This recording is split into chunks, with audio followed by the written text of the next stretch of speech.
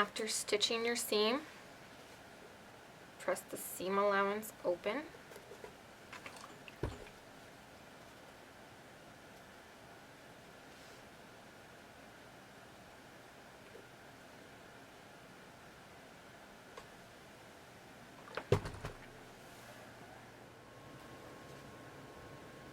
For the turn and stitch seam, after you've pressed your seam open, you turn under your seam allowance about 1/8 of an inch and press. Then do the other side.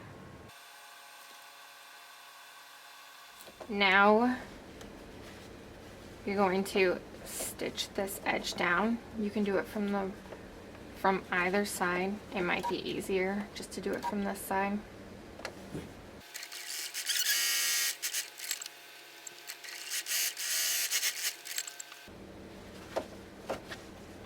And now this seam has a nice finish on the inside. You could I would go over it again with an iron